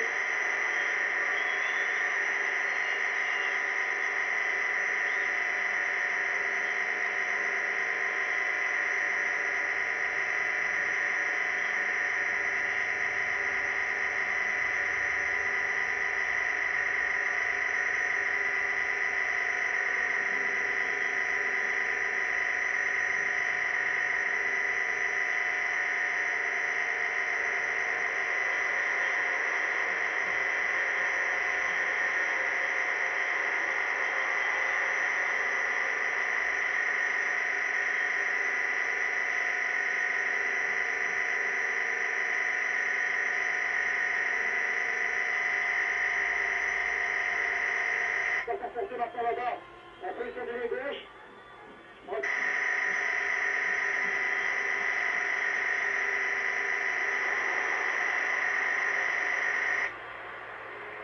De se détendre pour mettre les balles au-dessus de la transversale. Belle action là des Français, vous voyez. De temps en temps, ils ont des éclairs, les Français sont dominés. Mais ils savent mener des actions rapides, des actions tranchantes, comme celle-ci où sur une longue transversale, sur la droite de François Brassi, Rocheteau a été à 2 doigts de marquer le deuxième but, puisque Croy a été obligé de mettre le balle en corner. Corner tiré par Rocheteau, ça va se faire pour qui Calice ne saute pas, la balle va finalement rester dans le Mandelès, il est récupéré par Batsé, et nous maintenant en position du gauche, Algérien attaqué par Deval Mandelès, le crochet, Benan Ouayaoui. Jean Razilou, malheureusement, il perd le ballon, c'est une balle récupérée. Là, la ligne médiane par Freich. Mais Freich ne fait pas tout. Ah là là, Brassi avait le ballon au bout du pied, mais il a glissé. Attention, toujours Freich, attaqué par Jean-Pierre Adam. Et le balle pour qui finalement? C'est Basté qui dégage à nouveau. Les maillots blancs toujours à l'attaque. Toujours le 21 blanche. Avec qui? Avec Fritsch, l'arrière gauche, complet par Jean Calice qui se trouvait là en position d'arrière droit. Vous voyez, les Français sont obligés d'être partout, les joueurs français, au four et au moulin. Une balle à la lutte entre Fekkel et Jean-Jean qui concède un corner. C'est le 2 ou 3e corner depuis le début de cette deuxième mi-temps pour les Allemands de l'Est. Donc, corner pour les Français. Jean Dion revient en boîte en bas, mais ça ne me semble pas trop grave puisqu'il peut recontinuer dans son poste. Et finalement, que dit l'arbitre? Oui, corner. Corner, les Allemands voulaient un coup franc qui aurait été en faire un petit corner, mais finalement, l'arbitre en décide autrement, c'est donc un corner. Corner tiré par Touquet, Baratelli se précipite, repousse du point. Bien joué, bon dégagement de Dominique Baratelli, qui écarte donc le danger, peut-être pas pour longtemps. Car les Amandais vont pouvoir contre-attaquer à nouveau. Cette fois-ci, c'est Jean Galli qui commet une faute dans la personne de Fritsch, alors que l'on joue depuis maintenant 22 minutes à cette deuxième mi-temps. Toujours un partout entre l'Allemagne de l'Est et la France. 1-0, 1-1 donc entre l'équipe de France et l'équipe de RDA, mais croyez-moi, ça chauffe terriblement pour les Français. Les Français qui ont bien failli encaisser un nouveau but, là, il y a quelques secondes, mais une nouvelle fois, Fabrice Valédan vous l'a dit, Dominique Baratelli, très brillant depuis le début de cette rencontre, a dégagé directement du point. Et sur cette action, eh bien, les Français bénéficient d'une sortie en 6 mètres, un 6 mètres qui va donc être dégagé par le gardien français. Le dégagement du gardien français à destination de qui? Eh bien, en principe, c'était pour Dominique Rocheteau, mais les Allemands de l'Est ont pu récupérer quand même ce ballon, pas pour longtemps, puisque les Français, grâce à Henri Michel au milieu du terrain, ont récupéré ce ballon. Michel a voulu donner sur le côté gauche à Dominique Rocheteau. Il reste maintenant exactement 20 minutes à jouer, 21 minutes exactement, et le score est toujours d'un but partout. Et pour le moment, eh bien, la France a encore une chance de se qualifier pour les quarts de finale de la Coupe d'Europe des Nations, mais le match est loin d'être terminé. Il reste encore 21 minutes à jouer, et les Allemands de l'Est, eh bien, les Allemands de l'Est sont vraiment très pressants sur les buts français. Ils n'ont encaissé qu'un but pour le moment. D'un autre côté, vous me direz, nous en avons marqué un, ce qui est quand même très important. Jacques Vendroux? Oui. Réunification des deux chaînes France Inter modulation de fréquence et France Inter onde longue dans quelques instants.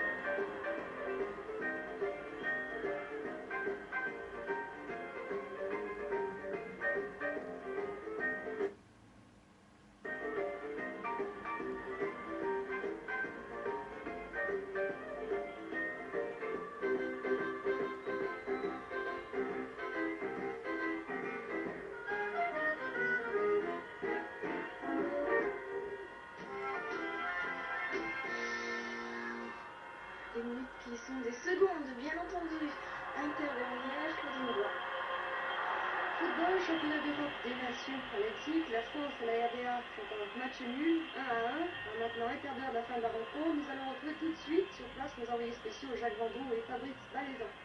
Il reste 20 minutes à jouer ici à Leipzig, vous l'avez dit, l'équipe de France et l'équipe de RDA sont à égalité, un but partout. Je vous rappelle que le premier but de la partie a été marqué par les Français, par le petit nouveau de cette équipe de France, Dominique Bâtonnet. Un but marqué à la 50e minute à la suite d'un tir d'Emon. Croy, le gardien est-allemand, a relâché le ballon. Et Dominique Bâtonnet, qui joue habituellement au milieu de terrain, se retrouve en position d'avancement et marque le premier but. Et la France pouvait mener au bout de 50 minutes de jeu 1-0. Mais 5 minutes plus tard, à la suite d'un coup franc, à la suite d'un petit corner, mais qui était en réalité un coup franc, fraîche au milieu d'un paquet de joueurs français, un tir croisé très dangereux, qui rentre dans les buts, défendu par Dominique Baratelli. Donc, un but partout, il reste maintenant 19 minutes à jouer dans cette rencontre capitale. Et pour le moment, eh bien, l'équipe de France a encore une petite chance de se qualifier pour les quarts de finale de la Coupe d'Europe des Nations. Nous assistons à un match très difficile, un match très heurté, un match très physique, mais un match très important pour les deux formations. 19 minutes à jouer, le score est de 1 but partout entre la France et la RDA. Le suspense ne sera donc plus très long maintenant. Aurons-nous des élections législatives en France plus tôt que prévu? Georges Sarr, membre du bureau exécutif du Parti socialiste, en est persuadé. Il l'a dit aujourd'hui au cours d'une réunion des socialistes qui s'est tenue à Paris. La crise sera longue, prévoit Georges Sarr. Aux phases aiguës succéderont de courtes périodes de rémission. Et le membre du PS pense que Valéry Giscard d'Estaing mettra à profit une de ces périodes de rémission pour tenter d'enlever les prochaines législatives. À gauche, a-t-il dit, nous ne devons pas nous laisser surprendre. Peu habitués encore à la froidure et à la nouvelle réglementation qui fixe à 20 degrés la température maximale dans les appartements, vous n'avez peut-être pas très chaud cet après-midi et sans doute êtes-vous loin de penser à ce que vous porterez cet été. Et pourtant, à Cannes se tient actuellement le salon du maillot de bain de la mode estivale. Les maillots 76, eh bien, ils sont plus petits encore et prennent la forme plutôt curieuse de la toile d'araignée. Le jean, vedette des étés derniers, disparaît totalement. Il est remplacé par la toile à sac de farine, tout un programme, même si cette toile est importée de Malaisie. Les créateurs de la mode 76, météorologues méconnus, doivent prévoir enfin un été plus clément, puisqu'ils présentent également toute une gamme de tricots. Mais revenons à la saison actuelle, avec la baisse des températures, la mode d'hiver va descendre dans la rue. Que devrons-nous porter pour ne pas paraître trop démodés? Christiane Polfort l'a demandé à David Molot, de la Chambre syndicale du prêt-à-porter. Je peux déjà vous dire que, en ce qui concerne les robes, cette année, elles sont souples, droites, dans des tissus angora. Il y a une deuxième tendance qui est la flanelle. Beaucoup de rayures Thémis. Et nous avons vu apparaître, ce qui est assez rare, à l'automne, des tailleurs. En troisième lieu, apparition d'une matière nouvelle qui est l'imitation de la peau. Et là-dedans, on peut faire des chasubles, des gilets avec la jupe et le chemisier. Enfin, c'est vraiment quelque chose de très neuf. En quatrième lieu, une demande étonnante de robes habillées. Ça fait plaisir. Depuis longtemps, on n'avait pas vu une demande de robes courtes habillées. Et nous les faisons dans de très beaux jerseys, polyester, extrêmement souples, extrêmement larges, avec des collants. C'est très joli. Suite et fin de la rencontre RDA France à Leipzig, Jacques Vendroux, Fabrice Balaisan. Oh, ça chauffe terriblement pour l'équipe de France, mais rassurez-vous, le score est toujours 2 buts partout entre la France et la RDA, au moment où les Français contre-attaquent par l'intermédiaire de Jean Galit et Dominique Rocheteau. Mais cette contre-attaque ne donne rien, finalement, c'est une touche au bénéfice des Français.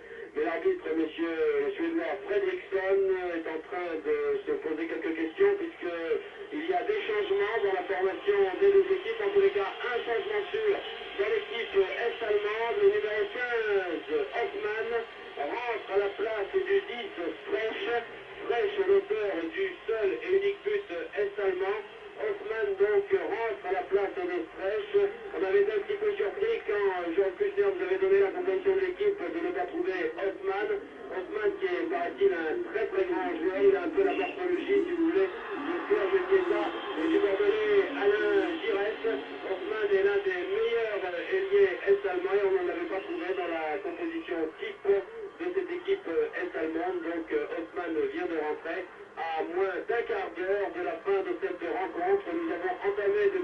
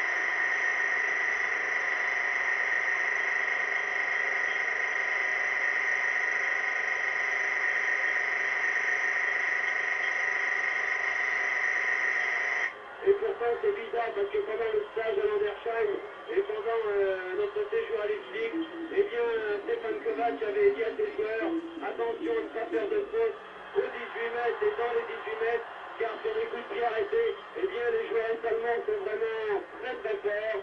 Ah là là, c'est vraiment incroyable ce penalty là, alors qu'il ne s'imposait absolument pas, dans la mesure où l'autre qui rentrait dans les 18 mètres, eh bien c'était pas tellement dangereux. Ah là là là là, c'est pas possible ça. Au moment où l'équipe de France vraiment obtenait quelque chose d'extraordinaire, quelque chose de très bien ici, en Allemagne de l'Est, ah ce penalty va vraisemblablement donner un coup moral terrible aux Français. Et c'est évident, maintenant nous sommes menés 2-1, il reste 11 minutes à jouer, alors que nous menions 1-0 grâce à ce but de Battelet.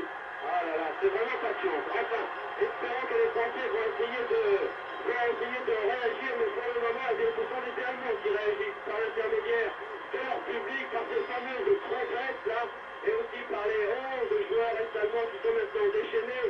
Ils s'étaient menés 1-0, maintenant ils mènent 2-1.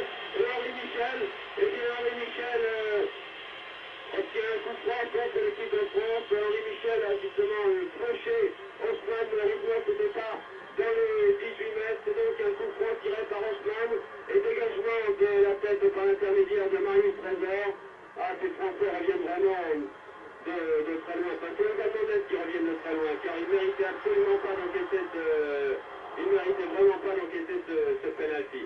Enfin, Baratelli vient de s'emparer d'une tête de Douquet, et Baratelli, maintenant qui essayait de gagner du temps depuis le début de ce match, eh bien, va essayer de rattraper le temps perdu en dégageant un petit peu plus vite. Baratelli a dégagé directement sur Dominique Rocheteau. Rocheteau a voulu donner à Galit, mais finalement c'est un coup franc qui est rapidement joué par Henri Michel. Henri Michel a voulu donner à Jean-Marc Guillaume, mais Jean-Marc Guillaume s'est fait subtiliser au ballon. Et ce sont les Allemands qui repartent maintenant par l'intermédiaire de Lask. Lask qui cherche ses partenaires démarqués, trouve Peter Duquet en position d'avant-centre. Peter Duquet récupère une nouvelle fois le ballon. Et c'est un coup franc maintenant pour les Français à la suite d'une faute de Peter Duquet. Une main de Peter Duquet à la limite de la surface de réparation des Français. L'arbitre, M. Fredrickson, donne ce coup franc. Jean-Pierre Adams l'a donné directement à Dominique Baratelli. Dégagement de Dominique Baratelli pour Dominique Rocheteau. Rocheteau veut donner à Jean Galit, mais les Allemands de l'Est, en l'occurrence, Sched, dégage. Les Allemands de l'Est récupèrent quand même le ballon, mais non, le perdent par l'intermédiaire de Gérard Janvion. Gérard Janvion le donne à Albert Raymond. Tout ça se passe pratiquement au milieu du terrain. Albert Raymond cherche son partenaire démarqué. Redonne un retrait à Dominique Battenet, l'auteur du premier but français. Dominique Battenet dans le rang central maintenant, cherche aussi un de ses partenaires. Veut donner sur le côté gauche à Albert Raymond, mais la passe de Battenet était beaucoup trop haute, c'était une passe à lever. Albert Raymond et Raymond a donné l'arrière. Weber a donné directement à son gardien de but, Troy. Et ce sont les Allemands qui repartent de plus belle maintenant par l'intermédiaire de Vogel. Vogel qui donne à son capitaine Garner qui cherche un partenaire et lui qui retrouve Vogel au milieu du terrain.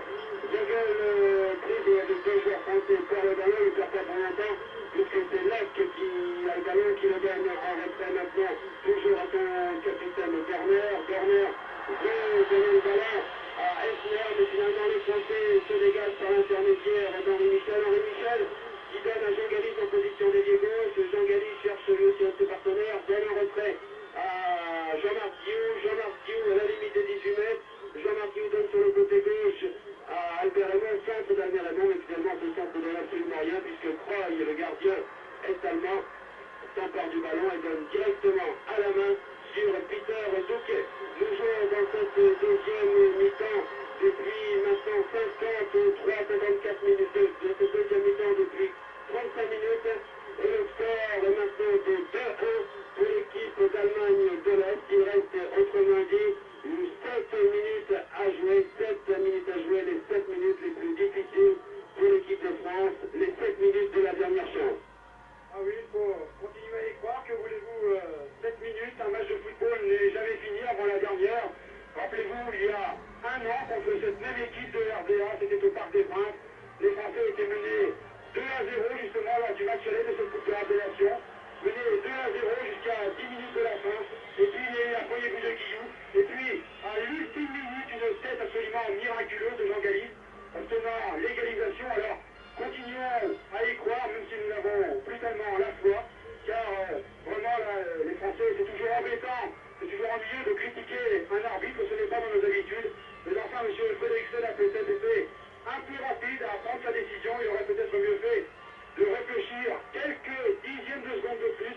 Et peut-être n'aurait-il pas sifflé penalty, car la faute qui fait qu'il y a de François Bracchi sur Locke n'était absolument pas évidente. Certes, l'action s'est déroulée dans les 18 mètres français.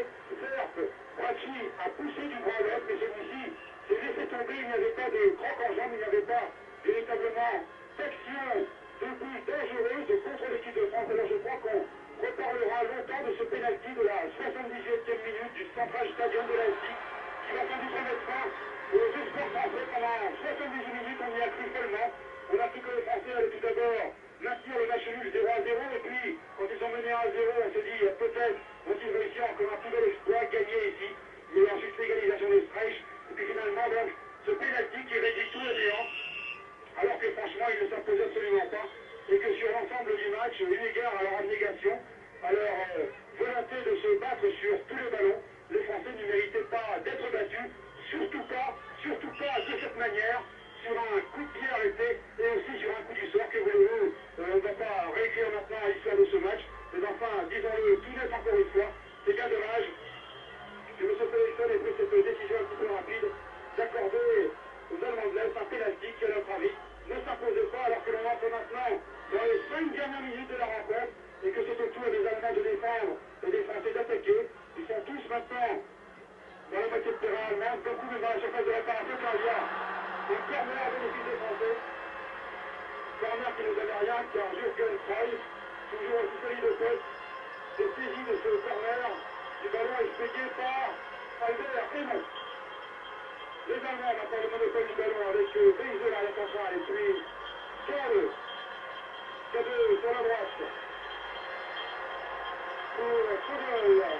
Attention, les Allemands arrivent à établir cette adversaire française avec Weber. Weber pour qui? Pour personne, sinon pour Henri Michel, alors Jean-Michel sur le ballon. Et puis c'est finalement Locke qui perd à son tour le ballon qu'il avait récupéré dans les pieds de Michel. Et les Français contre-attaquent avec Dominique Rocheteau en prise en ligne gauche. Rocheteau crochette un des adversaires, centre. Balle pour qui? Pour la tête de Weisse. Locke, Hafner maintenant, pardon, qui dégage. Hafner pour Kade. Kade remonte le terrain et donne à Locke. Locke attaqué par Guillou, garde le ballon. Tout ça se passe tout près de la ligne médiane dans la portion de terrain est allemande. Une balle pour qui? Et bien pour un pied français, Dominique Bassé qui récupère. Pas pour longtemps, tout ça est très décousu, très haché. Évidemment, les Français n'y croient plus depuis ce véritable coup du sort. Il les a abasourdis du reste car ils ne s'attendaient pas. Parce que M. Fredrickson, sur une faute aussi anodine qui méritait tout juste, et encore un coup franc indirect dans les 18 mètres, il ne s'attendait pas. Parce qu'il cite un pénalty. Jean Galis à nouveau à l'attaque. Ça se passe à 40 mètres, début est-allemand. Gérard Janvion maintenant. Janvion pour Galis, mais les deux hommes ne se comprennent pas. Et la balle sort en touche. Pour qui? Eh bien, finalement pour les Français, car il y avait un pied est-allemand qui traînait par là. Mais non, pas du tout. Au départ, il y avait même un coup franc. C'est encore mieux. Je ne sais pas si l'arbitre essaie de se racheter. Toujours est-il qu'il donne un coup franc aux Français. Coup franc tiré rapidement par Michel sur Janvion. La balle à hauteur de la surface de réparation est-allemande. Pour qui maintenant? Pour Jean-Marc Guillou, Rocheteau dans les 18 mètres, il ne peut se saisir de ce ballon. Braqué de la tête sans doute, oui. Pour Guillou, Rocheteau en jeu. Oui, dommage. Dominique Rocheteau était trop bien placé pour que ce soit vrai, il était en position de hors-jeu. Sur la ligne des 18 mètres, des 18 yards est-allemands, ce qui permet donc aux Allemands de se dégager par l'intérieur de leur gardien à Jürgen Kreuz, alors que notre chronomètre, il reste maintenant 3 minutes. Le temps passe vite dans ces cas-là, évidemment. 3 minutes même pas, 2 minutes et demie peut-être. Avec une balle pour Dominique Rocheteau. Alors que le soleil commence à décliner là-bas derrière la tribune qui nous fait face. Nous n'aurons pas malheureusement le soleil de la SIC aujourd'hui, comme nous avons eu il y a bien longtemps un soleil de service. On y croyait, on espérait. On se disait que le miracle était encore possible après la défaite de la Belgique il y a 15 jours sur son terrain contre la RDA. Et bien non, là où les Belges avaient fait match nul, là où les Islandais avaient réussi à tirer un résultat nul de 1 partout, ici même en Allemagne de l'Est, eh bien il est dit que les Français n'y parviendront pas et qu'ils seront battus. Alors que vraiment, bien souvent, ils arrachent des résultats par les cheveux. Eh bien aujourd'hui, ils ne méritent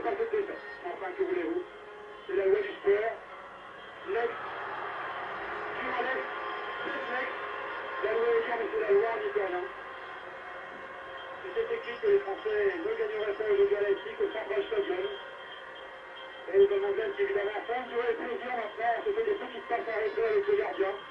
C'est bonne guerre. C'est indiqué maintenant qui se fait replier. Qui donne à qui? À Esner. Esner perd ce ballon à Jean-Pierre Adams maintenant. Jean-Pierre Adams qui part en contre-attaque. Allons enjambé, il n'y a personne qui va chercher ce ballon en puissance. On a enfin pour Galis qui remet derrière lui. Malheureusement, Gilles est trop loin, il n'a pas pu se tenir de ce ballon. Encore 12 minutes à jouer. La dernière minute du match. Et Trésor qui balance son ménagement là. Il balance Hoffmann. Coup franc pour les Allemands. Marie Trésor vient de balancer Hoffmann à 35 mètres des buts français. C'est un coup franc. Dernière minute de jeu, même pas, il reste 30 secondes, 40 secondes peut-être à jouer maintenant. Et ce sont les Allemands qui attaquent. Allons centre pour qui? Pour Vogel. Attaqué par Jean-Dion. Une faute de Gérard Jean-Dion, un coup franc. Évidemment tout cela ne fait pas l'affaire des Français. On perd du temps et ce sont les Allemands qui ont le monopole du ballon. Coup franc qui va être tiré par Hafner. Et non, on ne tire quand même pas le coup franc. Oh, monsieur Fredriksson, dit que la fin du match, voilà, c'en est fini. Je n'ai pas vu les Allemands, aucun joueur allemand lever les bras en signe d'allégresse, en signe de victoire. Il semble que cette victoire, il a bien un petit peu, beaucoup même, à l'arbitre, M. Fredriksson. Et de toute façon, cette victoire ne leur apporte rien, puisqu'ils sont eux aussi éliminés de la Coupe d'Europe des Nations. Il fallait qu'ils gagnent largement par 3 buts d'écart contre la France. Ils gagnent 2-1, répétons-le, n'ayons pas peur de le dire. Une victoire arrachée par les cheveux, alors que les Français prennent la jambe, ils reviennent la tête basse vers les vestiaires évidemment. Ils ont pris quoi? Nous y avons pris avec eux, n'ayons pas peur de le dire là non plus. Ils reviennent vers les vestiaires et Stéphane Kovacs est là pour leur dire un petit mot d'encouragement. Évidemment, pour lui aussi, il s'en tient à Paris, il s'en tient à Banco. Banco perdu, oncle Stéphane, que voulez-vous? Vous n'y êtes pour rien. Il y avait un certain monsieur Fredriksson aujourd'hui. Il ne voulait pas que la France gagne, n'accablons pas à l'arbitre, ce n'est pas notre propos, mais enfin, reconnaissons qu'aujourd'hui,